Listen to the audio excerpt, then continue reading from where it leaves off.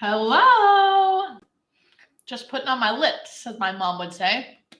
Hospice Nurse Julie here, aka Julie, or Julie, aka Hospice Nurse Julie. This is me looking at the camera just so everyone knows. I will have to periodically look down to look at the chat. So if you're wondering why that's happening, that is why. Welcome, everyone. If you don't know who I am, I'm Hospice Nurse Julie, and I'm a hospice nurse, a palliative care nurse, and I educate about death and dying. So come on in and let's get this party started. It is a party. I brought my Topo Chico.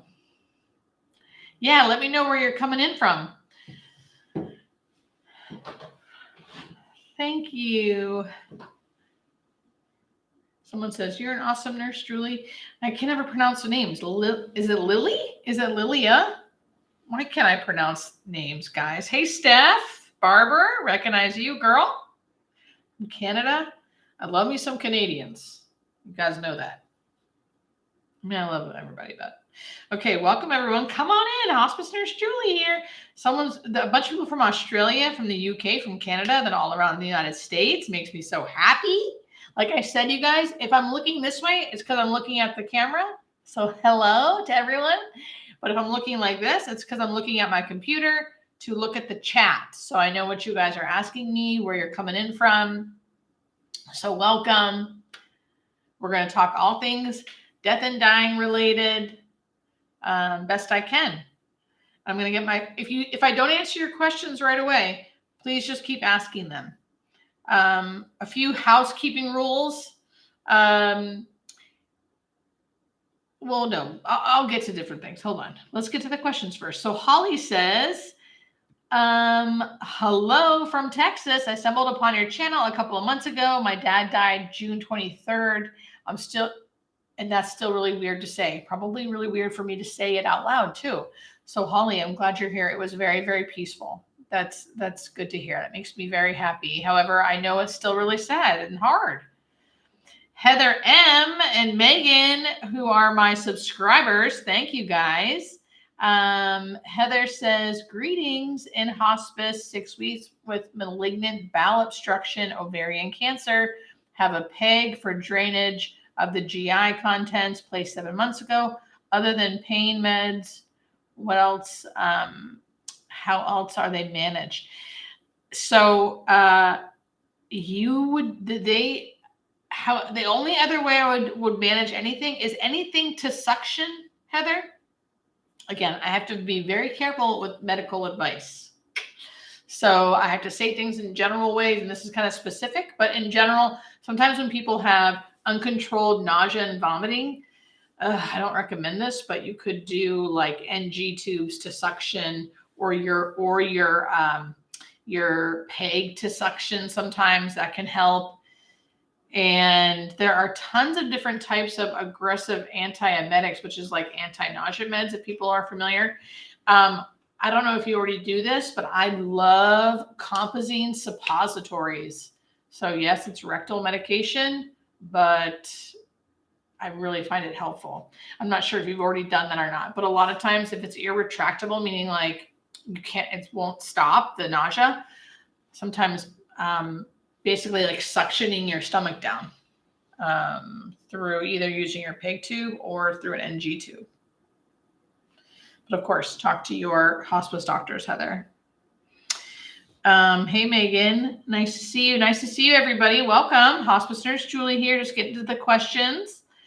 Karen is a healthcare chaplain from upstate New York. I love that.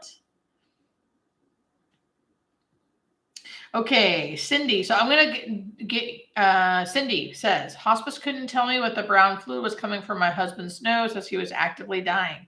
Cindy, I can't say for sure what the brown fluid was coming from your husband's nose as he was actively dying. However, I could make some assumptions or some generalizations here. So in general, any kind of like brown fluid usually says to me, if there wasn't like a poop smell to it, which I doubt, but if there wasn't, it probably was stomach bile, stomach contents. And a lot of times people have regurg or their sphincter that kind of keeps everything in the gastric system loosens and relaxes, and things can come up through the throat. And if they're not coming out through the mouth, they can come out through the nose.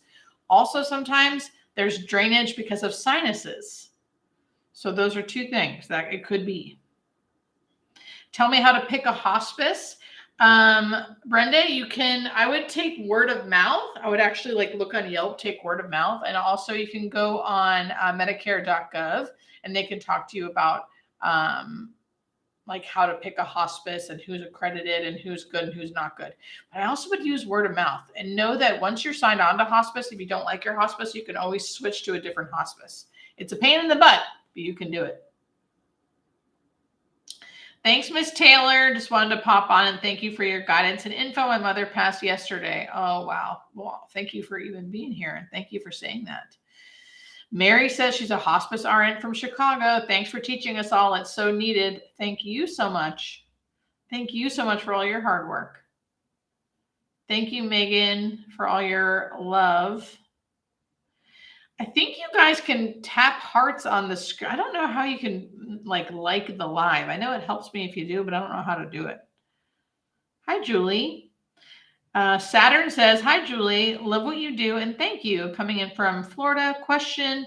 Have you ever dealt with hospice patients who are sedated and on a ventilator? Can they hear us and feel us? So we do think people can hear us, whether they're on a ventilator or not. A ventilator is a breathing machine for all who don't know. Usually on hospice, or always on hospice, you can't be on a ventilator. So we usually sedate and take them off the ventilator if they're going to be on hospice. However, many people die in the hospital sedated and on a ventilator. And we do still think they can sense us and hear us. Yes. A. Gardner says, my mom's skin looked waxy a few months before she died. Is that normal? It can be normal, depending on the person. People can also get waxy skin after they die. There is a reason for it, and I used to be able to rattle off that reason, and now I can't remember the reason. I'll have to look it up again.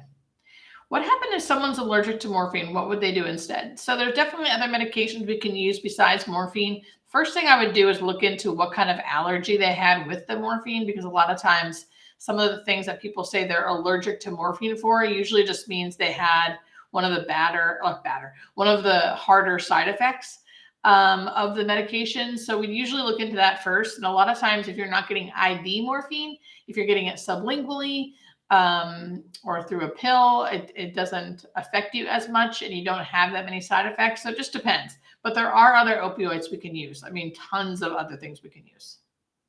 A friend who is 90 and on hospice is getting morphine every 2 hours, off all medication, not eating. But why are they giving him? Water? He is sleeping all the time. They would only be giving him water, I think, if this person was asking for water, or if he could swallow. He probably can't swallow anymore. They definitely don't need to be giving him water, but keeping his mouth moist would be important. So I don't know, Diane. That's hard to know. When we are at 10%, how long should we expect a patient to last? My mom is dying of breast cancer. 10% of what? I'm so sorry about the 10% part. I'm not sure what you mean. So if someone is someone's very close to death, if they're in the actively dying phase, that's a few hours to a few days. How they will look is fully unconscious, not eating and drinking at all, zero food and water, fully unconscious, changes in breathing, changes in skin color, and they'll have the death rattle or terminal secretions, and kind of like a gurgly sound. Not everyone will look like this, but almost everyone. So that's how you can know. If your loved one is already on hospice, if your mom who has breast cancer is already on hospice, I would ask them to tell you, because they will know more than I will. I know this may be a little controversial, Mark says. I love when sentences start out like that. Have you ever noticed any patterns in moods, emotions that are held in for years, etc., that might contribute to overall condition of dying? Yes, Mark. Yes. People's personalities and how they deal with life and how they handle life, a lot of times, not every time, but a lot of times will play into how they die. Just like I was saying in my last video about, someone who hasn't been emotionally mature and able to express their emotions. I mean, I'm not even trying to act like I'm talking bad about someone, but just generally speaking, if someone is not able to live their whole life not being vulnerable, not showing emotions, not being able to ask for help or talk about things or whatever, they will likely do the same thing in death. They're not going to suddenly become super vulnerable and know how to accept that they're dying. So people people die how they lived. Not everyone, but a lot of times. So I've also people who are mentally ill, like people who have schizophrenia or bipolar. Again, I'm generalizing here, but a lot of times these are stressful situations. So in stressful situations, those diseases can kind of get worse in the moment, right? So we have to make sure we medicate for those things too. Hope I answered your question. Hey, Brittany in ER Tech, you're amazing. Thank you. Thank you, Betty, and I'm sorry about your sister. Andrea says, when my dad was dying, he tried to crawl across the floor. Okay, I really want to talk about this. When my dad was dying, he tried to crawl across the floor. Why would he do that? He also shook his head. We took him to the ER before we were aware he was dying. This didn't happen to my mom. So this was likely a lot to do with possibly his personality, his actual disease he was dying from, and then what we'd call terminal agitation. People who are, I don't know what your dad was like, so this might not ring true, but a lot of people who are like fiercely independent, not used to being sick, in denial about their disease, and then just specific diseases can make you a little more agitated in general. And what I would say here is he probably was what we'd call terminally agitated.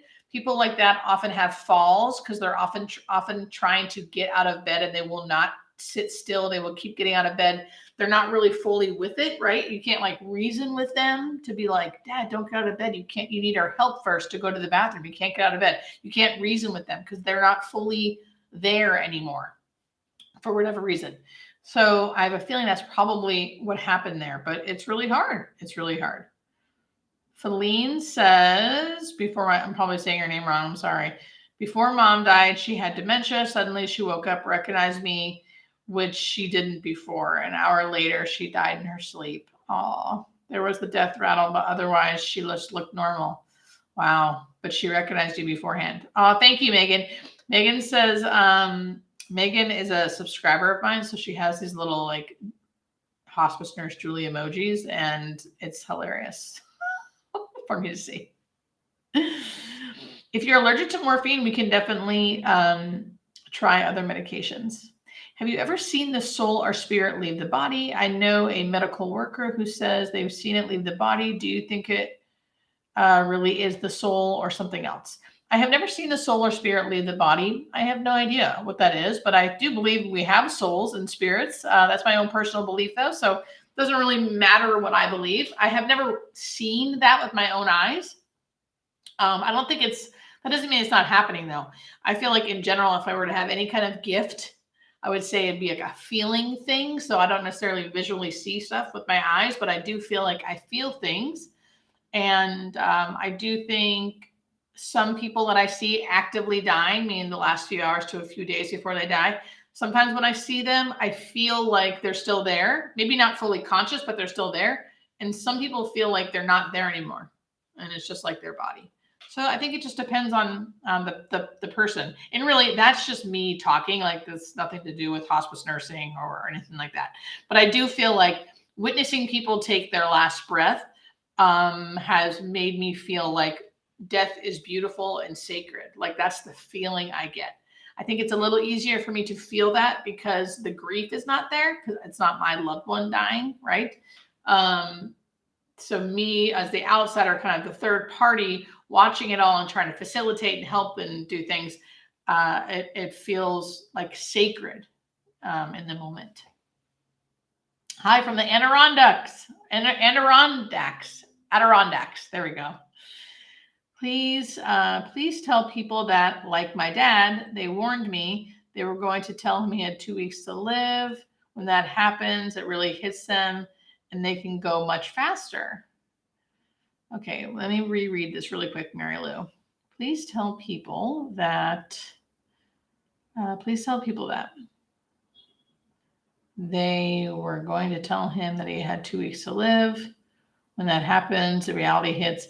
Okay, Mary Lou, I'm so sorry. I'm not reading this. I don't know what you're trying to say. I think maybe what you're trying to say is like when you break the news, be a little careful about that because it could make people kind of give up and they go faster. I think maybe that's what you're saying. I'm not totally sure. It's tough just in general. I always think it's important to be honest with people and tell them what's going on, right? I do think most people that's okay. Some people I do think it could make them worse personality wise. Like I have a friend whose mom like would probably get more depressed and live worse knowing the reality, right? Instead of living in her own reality of like what's not really happening, but at least she's happy. So there is a fine line there, and you guys know your loved ones better than we do. But in general, I always say it's best to be honest, especially if the person's alert and oriented. It's best to be honest. Now, if they're not alert and oriented and they have like dementia or something and will forget pretty quickly, then I don't totally push it. Can you describe agonal breathing? Agonal breathing is the type of breath that happens at the very, very, very end of life with almost everybody. And it's more of a reflex than an actual breath. And it looks a little bit like this.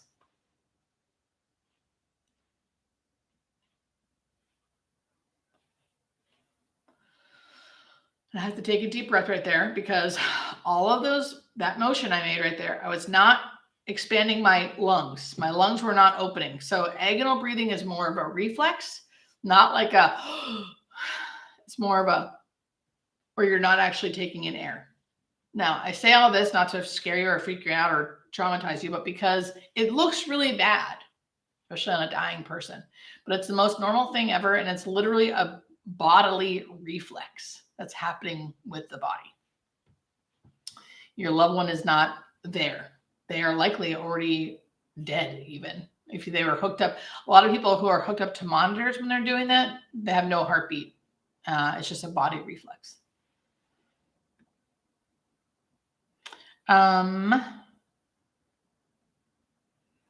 Do you think people who die and have a heaven experiencing then come back? What do you think of people who die and then come back? Oh, near-death experiences? I love them. I've never experienced them personally because all of my patients just die. They don't come back. But I think it's great. Mary Lou says, I felt all the angels in my room when my mom died. Oh, I love it. Ooh, V Team Paranormal says, I'm working with a death doula and she has been very helpful with my final arrangements and will help me when I need to contact hospice care, hopefully at home. Amazing. I love that. Melissa says, Hospice NP. I hope you're still here, Melissa. Hospice NP from New York, Metro New York here. I lost my dad on hospice. My family now gets it. Yeah, he passed as he lived efficiently and comfortable as he wished. He was comfortable and loved. Thank you. Oh, thank you, Melissa. Thank you, thank you, thank you. Thank you, everybody. Okay, I'm going to try to go down. Miss Jordan, question. I didn't see your question, though. Let me see if I can. Oh, boy. Wow, there's so many questions. You guys, I'm so sorry. Okay, I'm going to try to scroll down to the later questions so we're a little more like on cue here. I was way high up, so I've missed a lot of questions. I'm sorry, but keep them coming, and I'll do my best to answer people's questions. Actually, as everyone is here, just a real quick side note. Myself and Hospice Nurse Penny are doing a in-person retreat in Boone, North Carolina. All are welcome. So if you are, anyone can come, but if you're in the area, I would really suggest you come because these are few and far between. But Boone, North Carolina, if you want more information, you can go to hospicenursejulie.com, and it's at the top of my website right there. It's in September 15th through the 17th. Another thing that's going on, that's the main thing. I'm also speaking again in August at Metal METTLE, their conference, which is in California. It's like near Sacramento. If you want that information, and it's also on my Instagram. But you can always just look up Mettle, METTLE conference, and I'm speaking there too. So there's 2 things for you. Okay.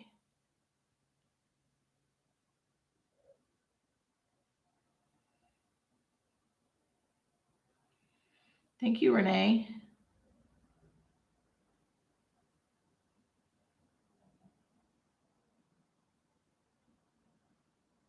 Thank you, Dana.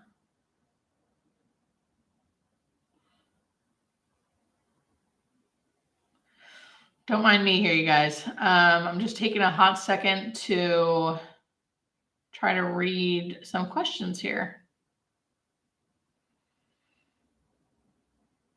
What's your experience with being cachectic? My mom died from breast cancer last month. She starved. Okay, so here's my thing with being cachectic. That just means really skinny or bony, and your malnutrition. So that happens with almost everybody with cancer. I don't know your mom's actual situation, but here's what I know about cancer in general. You don't die from starvation. Usually you die because you have cancer and you have and your body is shutting down because of the cancer, and you can't eat, so you become malnutrition, and then your body just slowly starts shutting down. Again, I don't know exactly what happened in your mom's case, but in general, I wouldn't say someone with cancer starved to death. It's usually they died from cancer and complications from the cancer. And then people associate, well, she never ate, so she starved to death. Again, I don't know your situation. I don't know if that's actually what you're saying, but I hear people say that a lot. And that's just not true. People are not, they're not dying because they're not eating. They're not eating because they're dying. And our bodies intuitively know what's going on, and they start kind of shutting down that mechanism that makes us want to eat and drink. Our calcium levels go up, so we sleep a lot. We get into ketosis eventually, and then you start releasing like endorphins, and so you actually start feeling euphoric the less you eat. So it's a thing that happens at end of life. Oh, thank you, Jim. Thank you. James, poor James. James, stick around here, buddy. I hope you're still here. He says, I saw 2 people die and it scared the hell out of me. I felt peace when my mom died. She was free of pain, confusion, distress. Oh, I washed her and combed her hair. I was sad she was dead. I couldn't make it better like I could with pain. Yeah. I'm so glad you guys are here. Thank you for being here.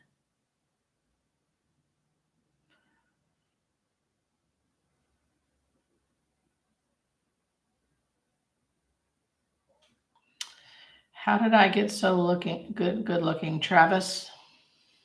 Come on, you guys. I mean, look at this. How did I get so good looking? Genes, baby, genetics. Just kidding. Look at this. How's this for good looking? My gray spot. I'm aging gracefully, kind of. Thank you. And then I love that someone's like, James, don't be weird.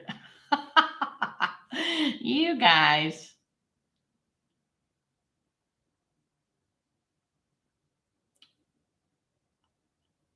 Okay.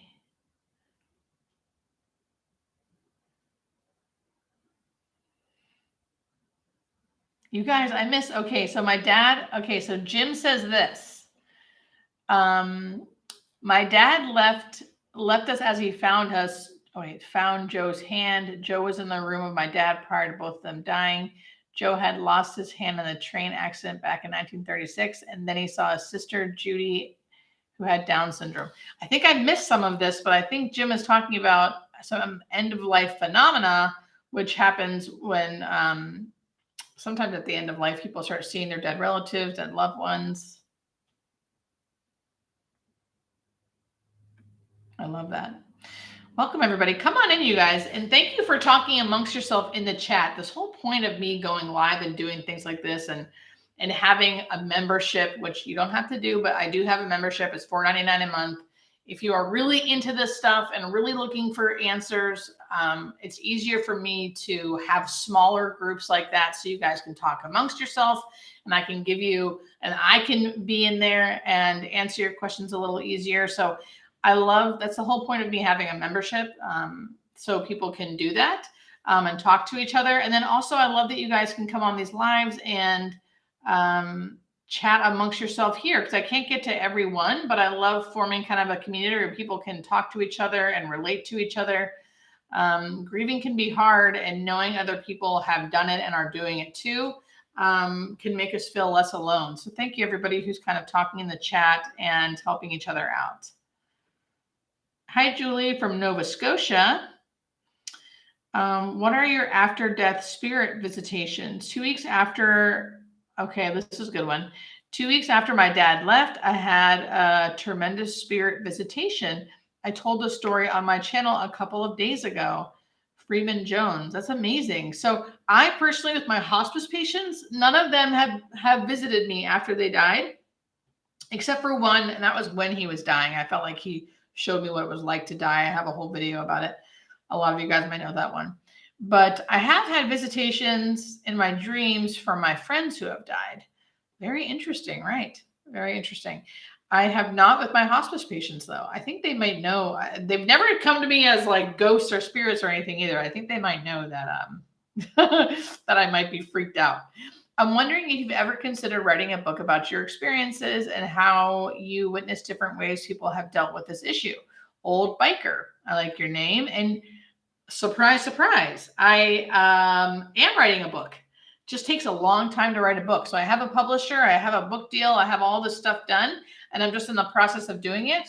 I made the announcement quite some time ago that I have a book deal and I'm writing a book. And then I realized it was going to take a long time. So I've kind of been quiet about it now and just getting it all done and doing editing and things like that. And it's not going to come out until June 2024. So you better believe I'll let you guys know when it's coming out. And if you're on my newsletter, which is at hospicenursejulie.com, don't worry, I don't flood you with anything from my newsletter. But my newsletter will let you know when it's when you can pre-order it and stuff. But it's not coming out till June 2024.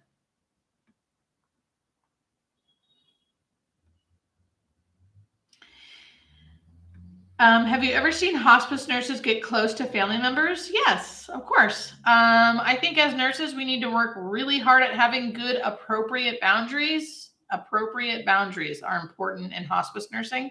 But yes, people definitely get close to their families. In my mom's last 24 hours, her pain meds were increased. I felt a lot of guilt later, having the feeling that is what she died from. Is this normal? Irish mom. Yes, Irish mom. I talked to literally hundreds of people who always fear that, they gave the last dose or they just increased the dose. Then a couple hours after increasing it, that my loved one died. I feel like I killed them. It's very, very normal to have this feeling. I do not say this just to make you feel better.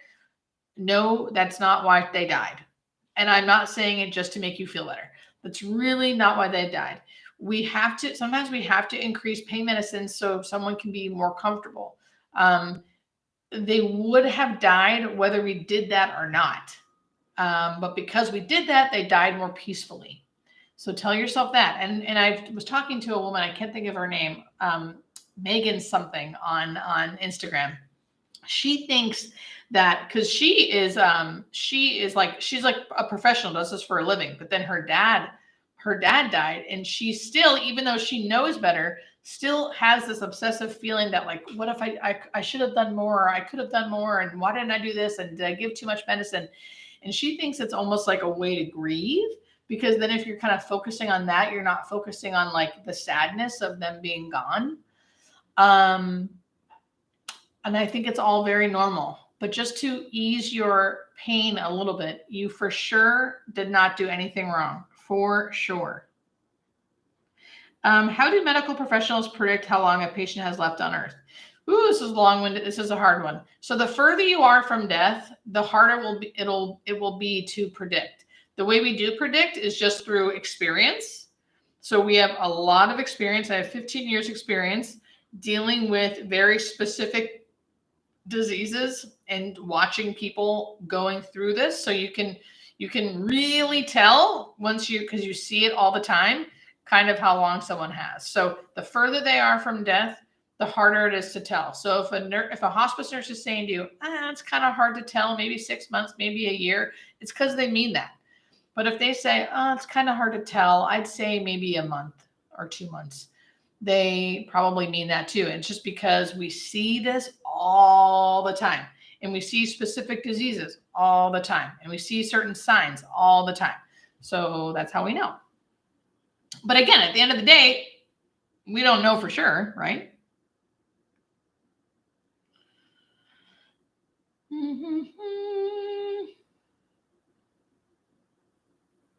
Welcome, everybody. I'm just going through and picking some questions out here. Hello, Julie, new subscriber here. Hey, John, I love your format. Short and to the point. I like that.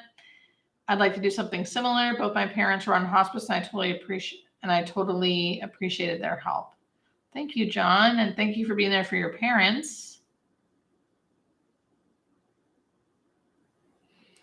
My mother was unresponsive for 6 days after suffering a massive stroke. We, her family, talked to her the whole time, not knowing if she could hear us. I'm hoping that she did. What's your view? My view is yes. My view is yes. We do think people can still hear. The hearing sensor is the last thing to shut down. So we do think yes. The Worship Center TV says, I love this channel. As a hospice chaplain, people need to hear the normalization of death. Thank you for being a hospice chaplain. We need you too. Does a person's color change as death approaches? Also, do people know they're dying? Yes, the coloring can change if death is approaching. And I do think people know they're dying. The changing of the skin color is tough because people can have skin color changes without death approaching. So I never want you to look at your elderly mom who's 85 and has her color in her hands and feet are changing and think, oh, she's dying. This is the color changing. They have to be bedbound. They have to be obviously ill. And then once they're getting closer to death, they will be changing colors. They can turn a little purple, a little blue, and their hands and feet usually. Sometimes their nose, sometimes their lips, maybe a little gray, maybe a little more pale. And then I do think people know they're dying because they tell me. They say, I think I'm dying. Or if I say, what do you think's going on with you? They say, I think I'm dying. So I think people do know. And I think when they're actively dying, I think they might know too. They're in their bodies. I think by that time, though, they don't seem to show signs of anxiety or fear usually. Is it wrong to want to die if I have ALS? No, I don't think so. I think ALS is a very difficult disease. It's hard to live with it. And I think that's a common feeling. Let's see here. 6:42, you guys. 6:42. I know what I should ask you. What do you guys think? I'm going to ask you questions now. What do you guys think? This is a good question. If a pacemaker battery runs out, how long before a patient dies? You can live forever without a pacemaker. I mean, if you need it, you will have issues, but you won't die. People can still die peacefully on hospice with a pacemaker, whether it's working or not. But defibrillator is what could get you. If you have a defibrillator, you want that turned off because that can shock you out of the rhythm that you're dying from. And it's a long story, but you want that turned off. But pacemakers are okay. Okay, this is a good one. What advice would you give families who are struggling with DNR, DNI for their loved one? So what does that even mean? DNR means do not resuscitate. DNI means do not intubate, which means put you on a breathing machine. People struggle with that. But I think the struggle lies in we want to do everything to keep someone alive, right? But what people who are not in healthcare don't understand is that resuscitating someone, meaning giving them chest compressions to get their heart started again is violent and usually doesn't work. Even though people think it usually does work, it usually doesn't work. Intubation is a tube into your lungs on a breathing machine. So I always say if you're healthy and young, you want to be full code, meaning you do want to be resuscitated. You do want to be intubated if your heart suddenly stops or you suddenly stop breathing because you're choking on something or something like that. But overall, if you are ill, very ill, and usually older, I would say you don't want to be full code because one, it usually doesn't work. And two, even if we were to like bring them back, they still have this terminal illness that they will die from. So I say all of that first, so people fully understand what it means. And then if they still are like, no, we want to be full code, meaning do everything. Of course, I'm going to meet them where they're at. I don't ever want to make someone feel like I'm trying to make them not be full code. So one, I'd say that. And two, most people are just concerned that they're doing something wrong to their loved one, right? Like if their loved one can't decide on their own and the family is like trying to decide what they should do, I always reassure them that like, just because they are not making their loved one a full code doesn't mean they're doing wrong by them. In fact, in most cases, they're doing right by them by making them DNR. And if it was my mother, I would make them DNR. Like I try to because people just need education and it's a sensitive topic, so it's hard to talk about. But I try to take my time and really help them understand what each thing means. Because I think a lot of times people see what they think chest compressions are, like in the movies. And there's some, I've read an article before. I mean, most of the time people who get CPR don't survive. But people just don't think that. Yeah, education. Yes. And I was scared of driving because I don't want to die, but your videos helped me with driving anxiety. Bean Blossom Garden, that's amazing. That is amazing. I'm so happy to hear that. So happy to hear that. You guys, what kind of videos would you like me to do? I'm making videos probably next week sometime. Actually, I need to be due. Is there anything specific you guys would like me to talk about?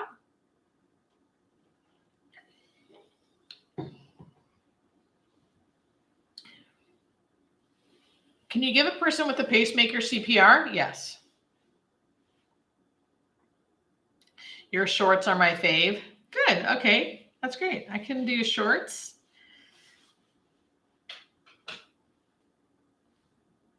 Make an audible. What's an audible, James? How to visit a dying patient. I like that. Okay.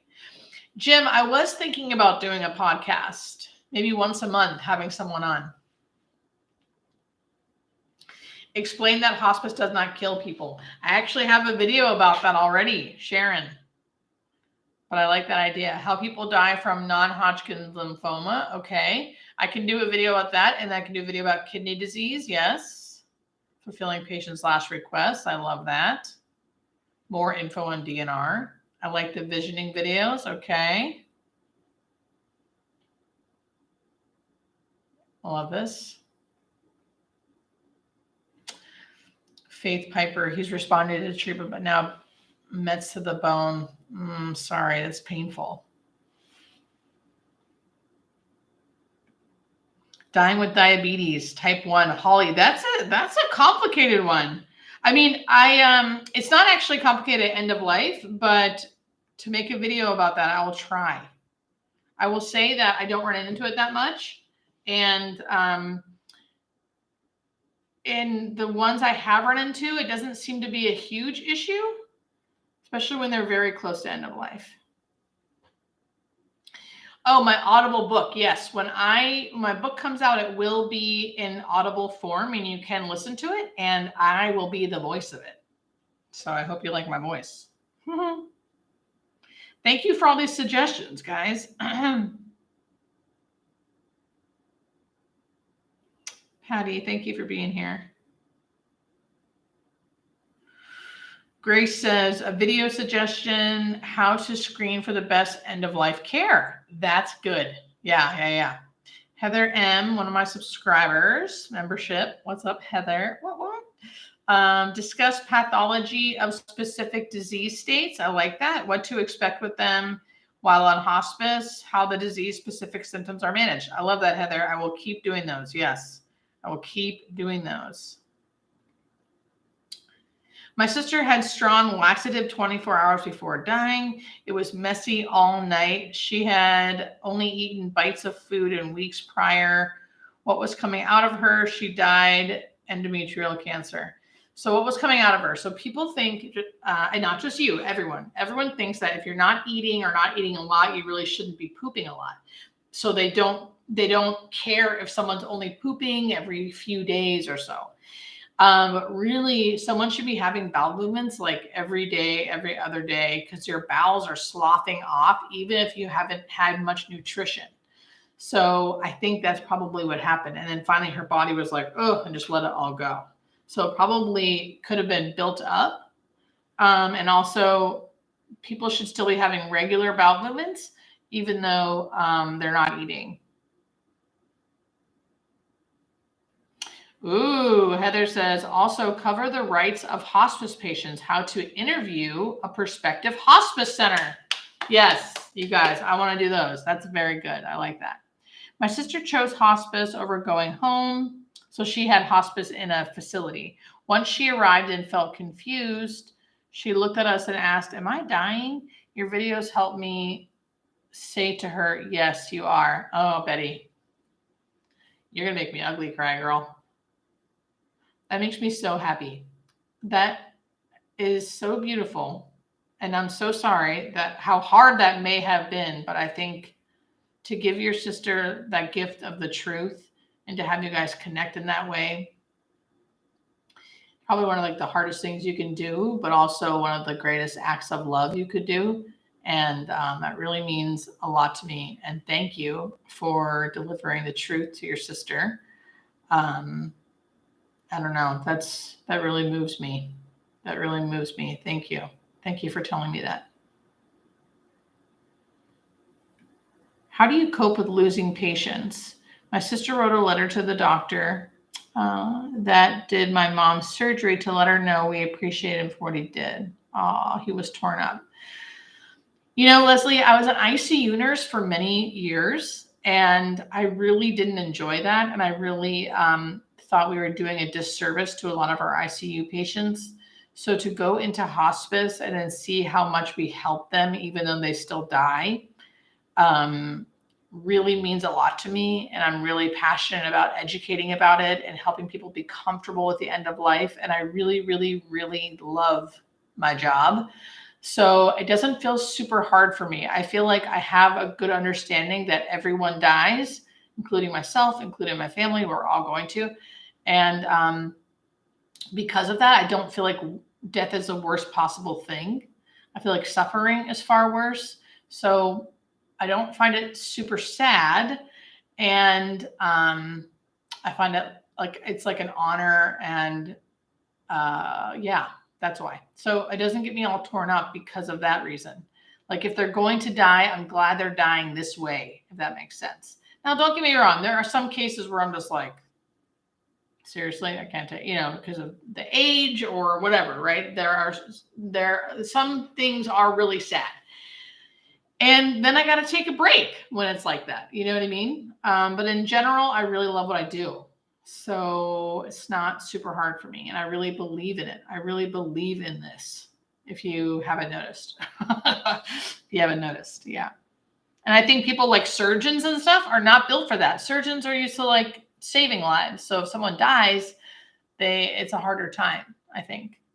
I also have really good boundaries with my nurse and patient family. Like I know how to like detach with love.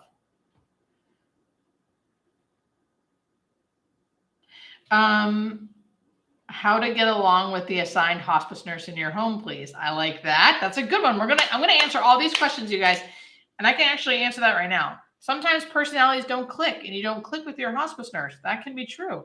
You can always ask for another one. It could be a pain in the butt, and they maybe won't have another hospice nurse in the area, and maybe it'll be harder to do. But ultimately, if you really don't connect, you could ask for another one.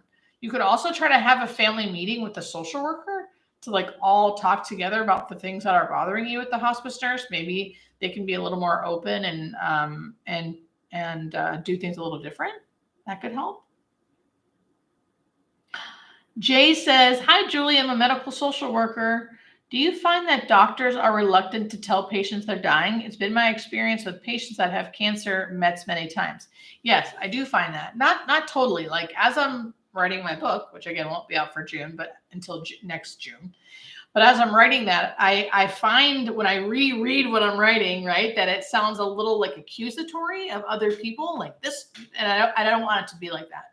I do think people also hear what they want to hear, right? And oncologists have to toe that line of like, here's how we can help you. And here's the reality, right? They have to toe that line. That's a difficult job too. But I do think in general, with healthcare workers, not just doctors, but all healthcare workers, specifically them people in the hospital who are trying to cure people or make them better, we all have a difficult time doing that. And it's just not in our culture. It's just not in our hospital culture. It's not in our healthcare culture. It's not in our world culture. So we all need to work on that. We all need to work on that. I agree. Freeman James.